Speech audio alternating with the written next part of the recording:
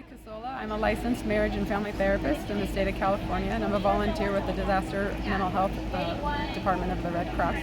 I'm here from San Diego, helping the people here that are affected by the fires and the relying communities.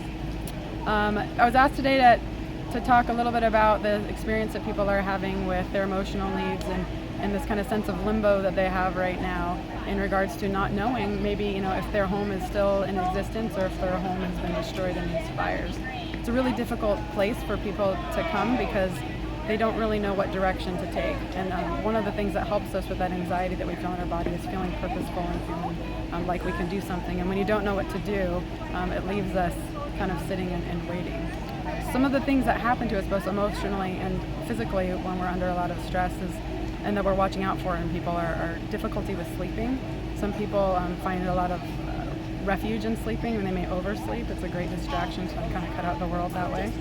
Other people will have a difficult time sleeping. I think we can all remember times when we have something on our mind and we might fall asleep for a little bit and then we wake up, and I call it the hamster on the wheel. It gets going and it takes off and it's really hard to get back to a state of rest. Other people will use other coping strategies, sometimes not so effective, like drinking alcohol or using other drugs.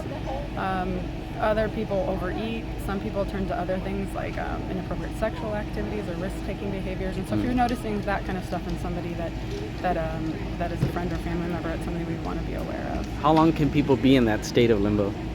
Well, that's hard because part of what we got going on is we have the emotional needs of people, and then we have the practical needs and of the governing stuff. So of course people want to know if their house is okay, and we could, like you went through and took pictures, and we have that evidence. But because of the way that things work, people have to wait for those official channels to come through. So, our hopes would be that people would be able to learn very soon. But as you know, it's been a couple days for some of these people, and there's still not word coming out. That feeling in their bodies, can last. They can feel tight and anxious, almost nonstop, for days and weeks. And Wow. As somebody that can understand that feeling, we don't want anybody feeling like that. So information is key, and then that's one of the reasons why a lot of people choose to stay in the shelters like this, is because they feel like they're going to get good information and get it quickly, and which is true. If you look around, if you walk around, there's so many services that are here now, and that's great, but that doesn't necessarily mean that the information is coming out. And when we don't have information, we're left to assume a lot of things.